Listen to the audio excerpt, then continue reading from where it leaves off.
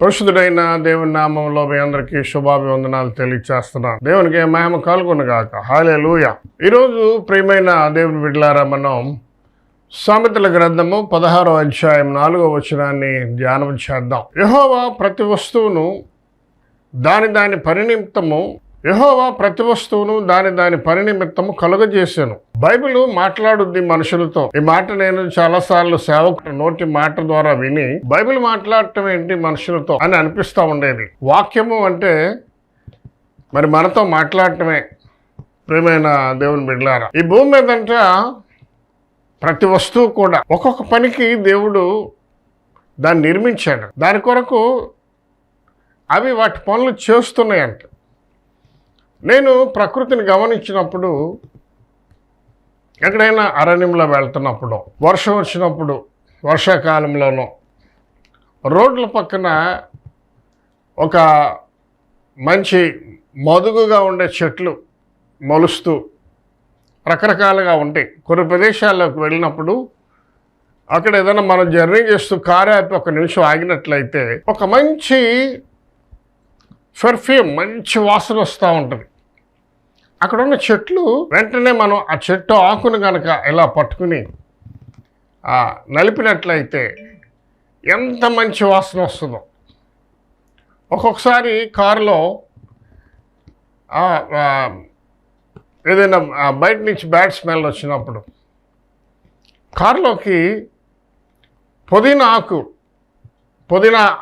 కట్ట కొనేసుకుని కార్లు అలా వేసేస్తే మెంతో ప్లస్ కదా, అది ఎంత మంచి వాసన వస్తుందంటే చాలా మంచి వాసన వస్తూ ఉంటుంది.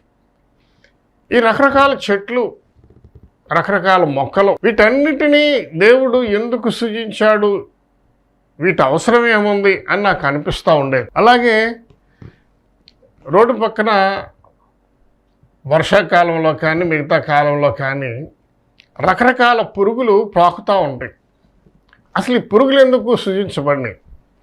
ఇన్ని రకాల పురుగులు ఏంటి దేవుని ప్లాన్ అని నాకు అనిపిస్తూ ఉండేది.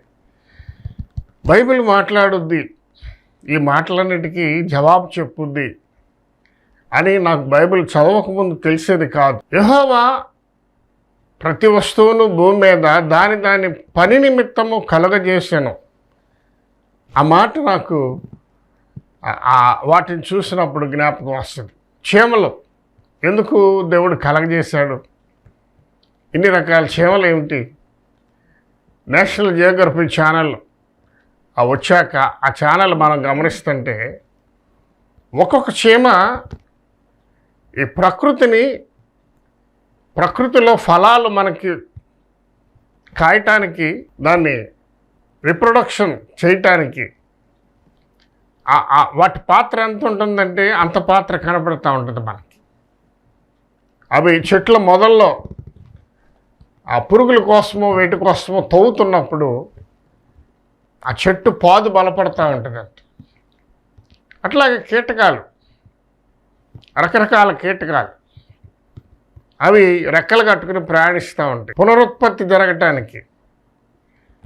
ఇక్కడ మకరందాన్ని తీసుకోవడానికి ఈ చెట్టు మీద పువ్వు మీద వాలి ఇంకో చెట్టు మీదకి వెళ్ళి ఆ పువ్వు మీద వాలటం.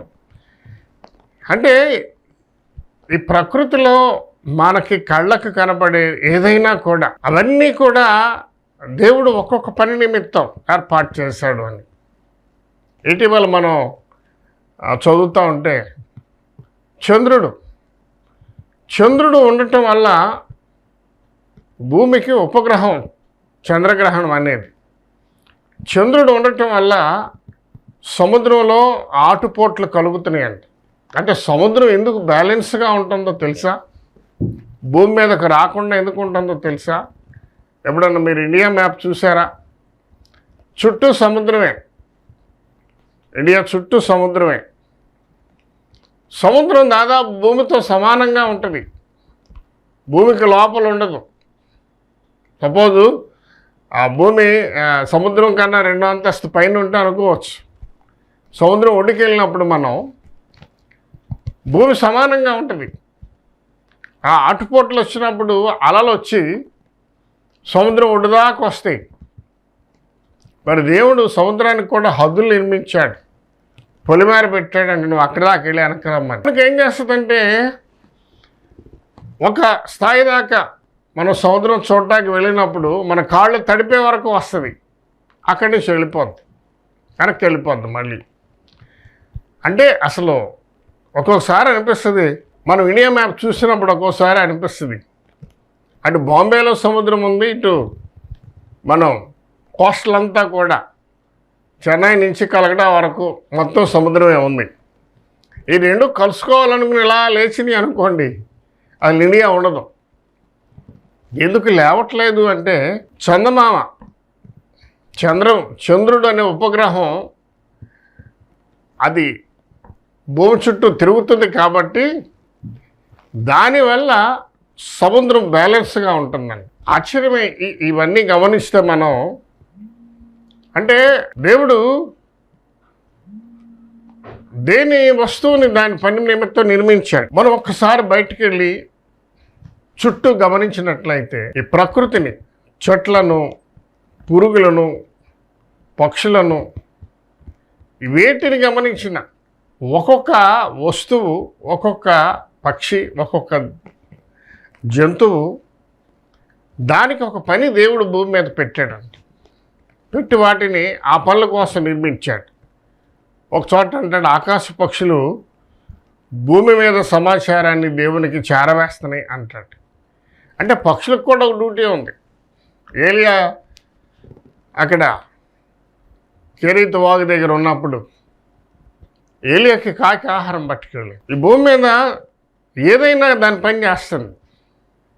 బిలాం అనే ప్రవక్త ఇజ్రాయెల్ జనాంగాన్ని శపించడానికని బయలుదేరి గాడిద మీద వెళ్తుంటే మనందరికి తెలుసు ఆ మాట. దేవుడు గాడిదకు నోరిచ్చి గాడిద బిలాంతో ఎదురు తిరిగి మాట్లాడినట్టుగా మనం చూస్తున్నాం. అలాగే యోనా ఒక పెద్ద చేప కడుపులో 3 రోజులు ఉన్నాడు, 3 పగళ్ళు 3 రాత్రులని చేప దానిపైన చేసింది.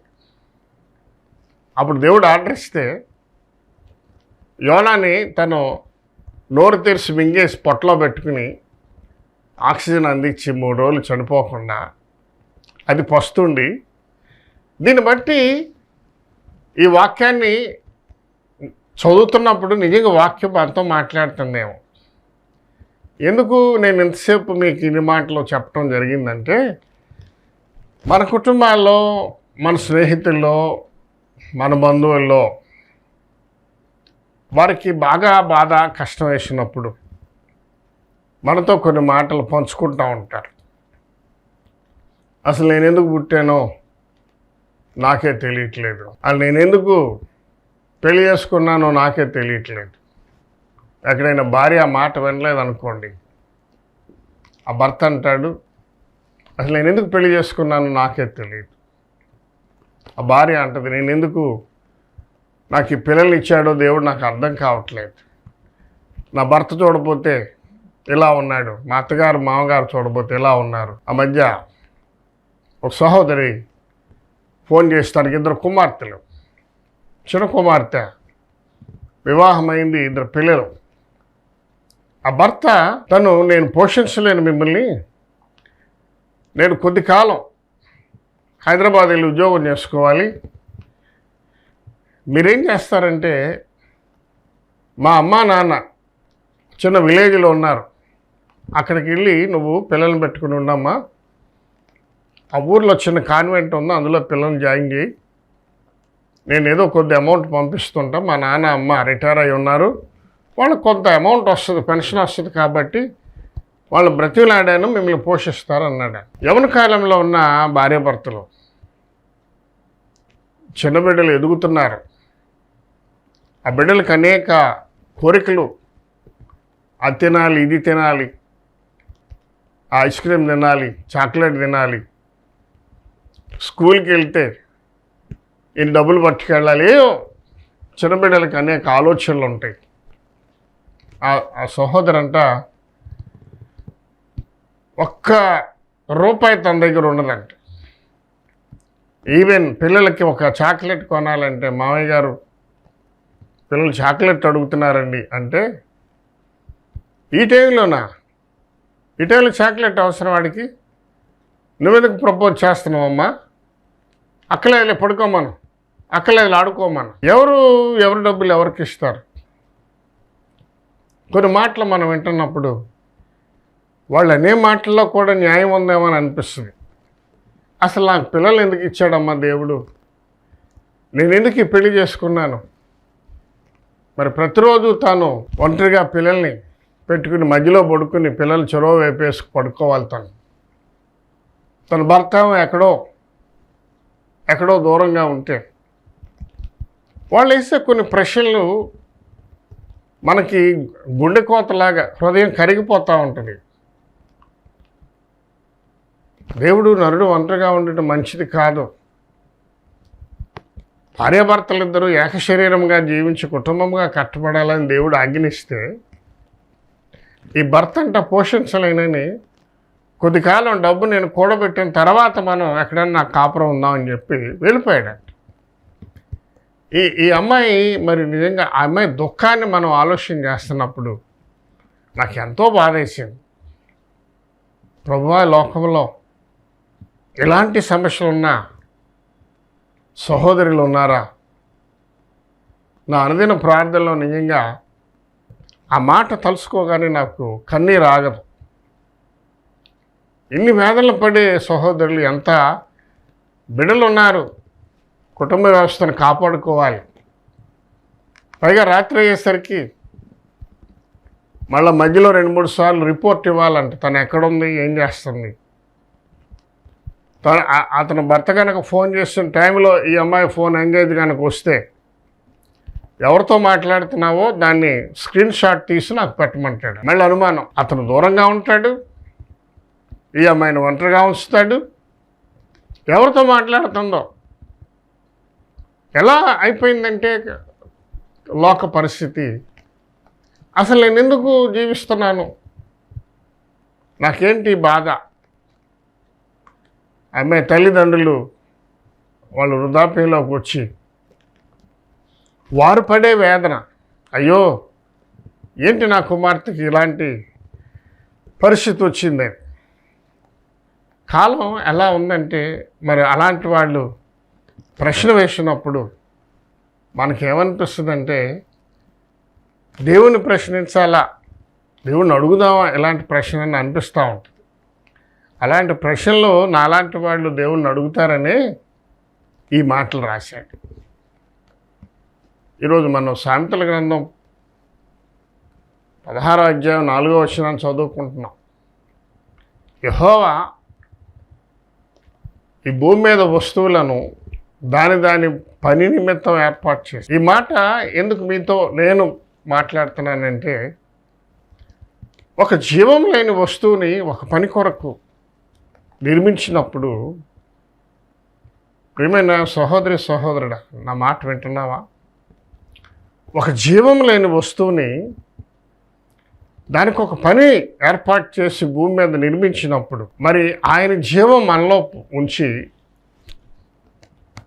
ఆయన జీవాన్ని మనలోకి పంపి ఆయన పోలికలో మనల్ని చేసిన దేవుడు మనకి ఈ భూమి మీద ఏ పని నిమిత్తం మనల్ని జన్మింపజేశాడో ఆయన దగ్గర ఒక ప్రణాళిక లేదంటారా? తప్పకుండా ఉంది. ప్రియమైన సహోదరుడా, నేను ఒక మాట చెబుతాను. ఈ లోకంలో శ్రమలని శోధనలని అనుకుంటాం, కానీ ఏ కుటుంబ వ్యవస్థ చూసినా, ఎవరిని చూసినా ఏదో ఒక సమస్య ఆ కుటుంబంలో. ఇవన్నీ ఉంటేనే కుటుంబం ఏమో అని నాకు అనిపిస్తూ ఉంటుంది. ఇందాక మీకు నేను ఆ చీమలు మొక్కల గురించి మాట్లాడాను. ఒక వ్యక్తి ఒక వాట్సాప్లో ఒక ఇది రాశాడు, ఒక మొక్క గురించి రాశాడు. మొక్కంట విత్తనం మొలకెడుతున్నప్పుడే చీమలు లోపలికి వెళ్ళిపోయి దాన్ని తింటాక చూస్తాయంట. అక్కడ తట్టుకుంటుంది. అది తట్టుకుని చిగురు రాగానే 2 ఆకులు రాగానే ఈ ఆకుల్ని లేత చిగురు కొరకటానికి పక్షులు బయలుదేరుతాయంట.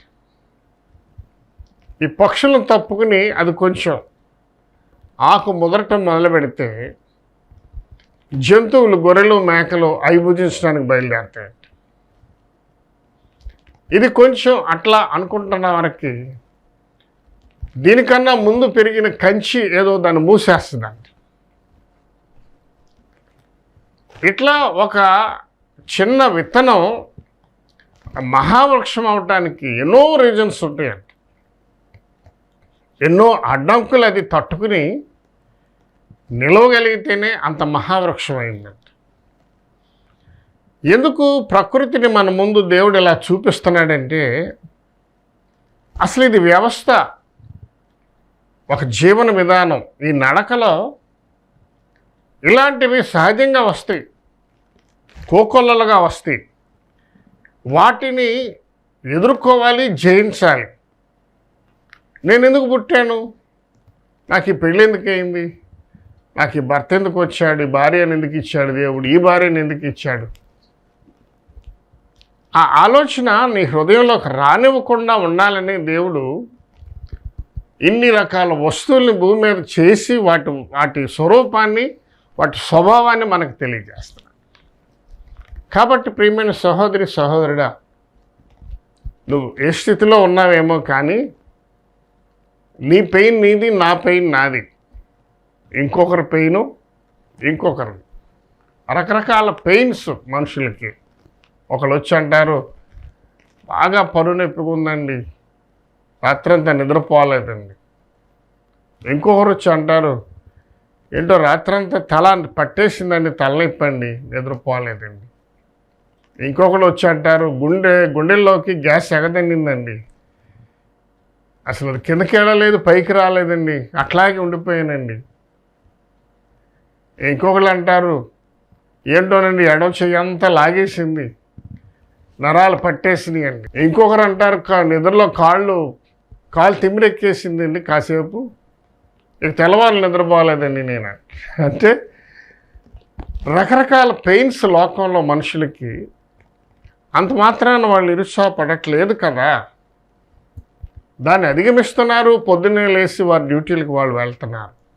కాబట్టి ఈ నడకలో ఒక జీవం లేని వస్తువుని ఒక పని కోసం నిర్మించిన దేవుడు ఆయన జీవం నీకు ఇచ్చి ఆయన స్వరూపంలో నిన్ను చేసినప్పుడు ఈ భూమి మీద ఖచ్చితంగా నువ్వు చేయవలసిన పని ఏదో ఉంది. అది నీ జీవితం అయిపోయే లోపల దేవుడు దాన్ని నీకు తెలియజేస్తాడు, నిన్ను గణపరుస్తాడు. ఆ రోజున నిన్ను ఎంతమంది అవమానించారో, నిన్ను ఎంతమంది పనికిరాడీడు, ఈ అమ్మాయి పనికిరాదు, ఇది ఏమొచ్చు దీనికి, చదువా సంధ్య, ఇంకేదో రకరకాల మాటలు అన్న మనుషులందరూ నోరు మూసేసే రోజు, ఆ మనుషులందరూ ఒకరోజు వచ్చి నీ కిరీటం పెట్టే రోజు దేవుడు ఇవ్వబోతున్నాడు. కాబట్టి నువ్వు ఏ విషయంలోనూ భయపడమా. న్యాయాధిపతుల గ్రంథంలోకి వెళ్ళి ఒక వ్యక్తి గురించి కొన్ని మాటలు మనం తెలుసుకుందాం. బైబిల్ అంటేనే మనుషులతో మాట్లాడుద్ది కదా. పోయి ఆగవయ్యా బాబు, నువ్వే కాదు లోకంలో చాలామంది ఉన్నారు ఇలాంటి బాధలు పడేవాళ్ళు. అంటారు, పెద్దలు ఏమంటారంటే, గడగడా ఏడుస్తుంటే ఇంటికి వచ్చి ఆడకూతురు, ఊరుకోమ్మ తల్లి, అందరూ అట్లాగున్నారులే, నీకే కాదు అంటారు. చాలా సింపుల్గా తీసేస్తారు. ఆ ఏడ్చే అమ్మాయికి చాలా కోపం వస్తుంది. ఏంటి వీళ్ళు ఇట్లా మాట్లాడుతున్నాను. ఎక్స్పీరియన్స్, అనుభవం, వారి జీవితంలో ఇంత వయసు వచ్చేవారికి ఇలాంటి విశేషాలు ఎన్నో చూస్తుంటారు కాబట్టి వారికి అంత ఈజీగా మాట చెబుతారు. మనం న్యాయాధిపతుల గ్రంథంలోకి వెళ్ళినట్లయితే గిద్యోను అనే ఒక వ్యక్తి ఉన్నాడు. ఆ గిద్యోను అనే వ్యక్తి ఎక్కడున్నాడంటే, దొంగసాటుగా వెళ్ళి గోధుమల పొలంలోకి వెళ్ళి ఆ గోధుమలు, ఆ కంకులు దులుపుకుంటున్నాడంట దొంగచాటుగా. ఆహారం దొరక్కో, ఆహారం లేకో అది పట్టుకెళ్ళటానికి ఒక దొంగతనానికి వెళ్ళి ఆ గోధుమలు కంకులు కోసి అక్కడ నలుపుతున్న టైంలో ఆ వాక్యం కూడా చూద్దాం మనం. న్యాయాధిపతుల గ్రంథం 6వ అధ్యాయం 12వ వచనం. ఎదురుగా ఇలా చూశాడంట, దేవుని దూత నిలబడి ఉన్నాడంట. గిద్యోను చేసేది ఒక దొంగ పని, ఎదురుగా చూస్తే దేవుని దూత నిలబడి ఉన్నాడంట. ఆశ్చర్యం వేస్తూ ఉంటుంది. ఆ పొలంవాడు వస్తాడో, ఆ పొలానికి కావలివాడు వస్తాడో అని భయపడతా ఉన్న టైంలో దేవుని దూత కనపడ్డాడు. దేవుని దూత అంటే ఒక ప్రత్యేకమైన వస్త్రాలు, వెలుగుతో కనబడతాడు. దేవుని దూత అంటే ఆ రోజుల్లో వాళ్ళందరికీ తెలుసు దేవుని దూత ఎలా ఉంటాడు. కనబడి 12వ వచనం. యెహోవా దూత అతనికి కనబడి, పరాక్రమము గల బలాఢ్యుడా, యెహోవా నీకు తోడై ఉన్నాడని అతనితో అనగా,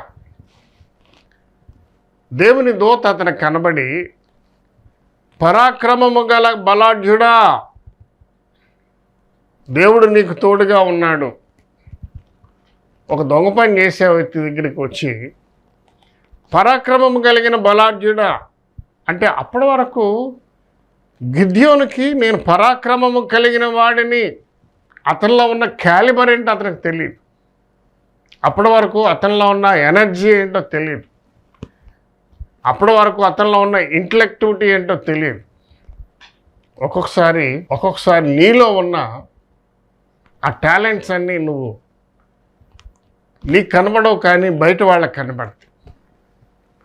నీ తెలివైన, నీ జ్ఞానం, నీ షార్ప్నెస్, నీ ఐక్యూ ఎదుటి వాళ్ళు గమనిస్తూ ఉంటారు. నలుగురిలో మనం మాట్లాడినప్పుడు మన మాటల్లోనూ మన షార్ప్నెస్లో మన టాలెంట్ ఏంటో ఎదుటి వాళ్ళకి తెలుస్తూ ఉంటుంది. ఇక్కడ ఇతను పరాక్రమము కలిగిన వాడు అనే టాలెంట్ దేవునికే తెలిసింది. అసలు దేవుడు ఇతను ఎందుకు పంపాడు భూమి మీద కంటే, ఒక పరాక్రమ కార్యం చేయాలి. ఆ సంగతి అప్పటి వరకు గిద్యోనుకు తెలియదు. గిద్యోను నేను ఎందుకు పనికిరాని ఉండి, నా బతుకేంటి, ఓ సెంటు భూమి, 1 ఎకరం పొలం లేదు, లేకపోతే 1 అరెకరం పొలం లేదు, నాకు ఆహారం దొరకట్లేదు, ఆహారం లేదు కాబట్టి నేను వెళ్ళి ఇది దొంగతనంగా గోధుమలు దులుపుకోవాలనుకుంటున్న టైంలో అతని దగ్గరకు వచ్చి పరాక్రమం కలిగిన బలాఢ్యుడా అంటున్నాడు. ఆశ్చర్యం వేస్తుంటుంది. ఈరోజు మనం మాట్లాడుకుంటున్న మాట, ఈ భూమి మీద ప్రతిదాన్ని దాని పని నిమిత్తం దేవుడు నిర్మించాడు. మరి ఈ వాక్యం ఏంటన్నా నిన్ను ఒక ప్రత్యేకమైన స్థితిలో నీ కుటుంబంలోనో, మీ వీధిలోనో, మీ పేటలోనో ఆ టైం వచ్చినప్పుడు నీ టాలెంట్ బయటికి తీసుకొస్తాడు దేవుడు. ఏం చేయాలి ఇతను గిద్యోను పరాక్రమం కలిగిన వాడు అంటే 14వ వచనం. అంతటా యెహోవా అతని తట్టు తిరిగి బలము తెచ్చుకొని వెళ్ళి మిద్యానీయుల చేతిలో నుండి ఇశ్రాయేలును రక్షింపుము, నిన్ను పంపినవాడని నేనే అని చెప్పగా. దేవునికి మహిమ కలుగునుగాక. అసలు ఏంటి నా పరాక్రమం, ఏ విషయంలో నేను పరాక్రమం కలిగిన వాడిని అంటే, మిద్యానీయులు అప్పటికే ఇశ్రాయేలీయుల్ని హింసిస్తున్నారంట, రకరకాలుగా శోధిస్తున్నారు, హింస పెడుతున్నారు. వారి చేతిలో నుంచి విడిపించాలి. ఇతను రాజు కాదు, మంత్రి కాదు, లేకపోతే ఇంకొకటి కాదు, ఒక సామాన్యుడు దగ్గరికి దేవుని దూత వచ్చి, నువ్వు పరాక్రమము కలిగిన వాడివి, బలాఢ్యుడవు, నువ్వు వెళ్ళి పని చేయి, నేను పంపానని వారిని తెలుసుకుంటా. దేవునికి మహిమ కలుగునుగాక. అప్పటి వరకు గిద్యోనుకి నాలో పరాక్రమం ఉంది, నాలో బలం ఉందన్న సంగతి తెలియదు. ఎంత బలవంతుడంట, ఎంత పరాక్రమం కలిగిన వాడంట. మిద్యానీయులు వచ్చి ఆ ఇజ్రాయెల్ దేశాన్ని ఆక్రమించుకుని ఆ భూములు పంటలన్నీ లాగేసుకుని వారు పండించుకుంటూ వీరిని బానిసలుగా పెట్టి యవనస్తులు బలవంతులతో వెట్టి సేకరి చేయించుకుంటూ వారి స్త్రీలను అవమానిస్తున్న టైంలో వారి చేతిలో నుంచి విడిపించే పరాక్రమము కలిగిన వాడు ఎవడంటే నువ్వే. నీకు నేను ఆ పవర్ ఇవ్వబోతున్నాను. అప్పటికి అర్థమైంది గిద్యోనికి, ఓహో నేను ఇప్పటి వరకు వేస్ట్ ఫెలో అని అనుకున్నాను, ఈ భూమి మీదకి అసలు నేను ఎందుకు వచ్చానో నాకే తెలియదు అనుకున్నాను. కానీ ఇందుక నేను నా జనాంగాన్ని మిద్యానీయుల చేతిలో నుంచి విడిపించడానికి ఆ దేవుడు నన్ను సృజించింది. నా దేవుడు నాకు తోడుగా ఉంటే నేను ఈ లోకంలో ఏదైనా జయిస్తాను. వందనాలు ప్రభువా, బయలుదేరుతున్నాను. బయలుదేరి ఉంటాడు. ప్రియమైన సహోదరుడా, ఎక్కడ నిరుత్సాహపడబా. అసలు నేను ఎందుకు వచ్చాను భూమి మీదకి, నా బ్రతికేంటి, ఇక ఇంతేనా నా బ్రతుకు, ఒక చిన్న పని కూడా నేను చేయలేకపోతున్నాను, ఏ విషయంలోనూ నాకు సక్సెస్ రావట్లేదు, నేను మాట్లాడితే ఎదుటివారికి అది చెడుగా వినపడుతుంది, ఎక్కడ మాట్లాడినా నాకు అవమానాలే వస్తున్నాయి. ఇలా ఎన్ని ఆలోచనలు నీలో కలిగి ఉన్నాయో, కానీ నిన్ను దేవుడు ఏర్పాటు చేసుకున్నానని మాట్లాడుతున్నాడు. నీ కుటుంబంలో నీ అవసరం ఉన్నదో, నీ బంధువుల దగ్గర నీ అవసరం ఉందో, మీ పేటలో నీ అవసరం ఉన్నదో, మీ వీధిలో నీ అవసరం ఉన్నదో, సహోదరుడా, దేవుడు నిన్ను భూమి మీదకి వ్యర్థంగా పంపలేదు. నీ జీవితం అయ్యే లోపల ఏదో మహత్తర కార్యం నీతో చేయించబోతున్నాడు. ధైర్యముగా ఉండి ఈ లోకంలో నీకు అప్పగించిన పని, కుటుంబాన్ని దేవునికి కృతజ్ఞత చెబుతూ ముందుకు తీసుకుని వెళ్ళి ఏదో ఒక రోజు దేవుడు నిన్ను హెచ్చించబోతున్నాడు. ఆమేన్. చిన్న ప్రార్థన చేసుకుందాం. పరిశుద్ధుడైన తండ్రి, అనేక విషయాలలో మా సహోదరులు బలహీనులం, మేము పనికిరాని వారము, మా కులం గొప్పది కాదు, మా ఆర్థిక పరిస్థితులు గొప్పవి కాదు, ఇక నేను ఇంతేనా అని ఎన్నో పర్యాయాలు వ్యర్థమైన తలంపులు కలిగి ఉండుంటారు. ఎందుకు ఈ జీవితం మరణిస్తే పోద్దని అని కూడా అనుకుని ఉంటారు. తండ్రి, ఈ భూమి మీద నీకు కనబడుతున్న ప్రతి వస్తువుని ఒక్కొక్క పనికి నేను నిర్మించాను. జీవం లేని వస్తువునే ఒక పనికి నిర్మించినప్పుడు నా జీవం నీలో ఉన్న నిన్ను అద్భుతమైన పనికి నేను ఏర్పాటు చేసుకున్నాను. భయపడమాకని మంచి మాటలు మాట్లాడారు ప్రభువా. ఈ మాటలు వారు జ్ఞాపకం చేసుకుని మిమ్మల్ని అడిగి వారితో ఏ కార్యం చేయించబోతున్నారో ఆ కార్యాల్లో వారికి జయము దయచేయమని నజరేయుడైన యేసుక్రీస్తు నామములో ప్రార్థిస్తున్నాము తండ్రి. ఆమేన్.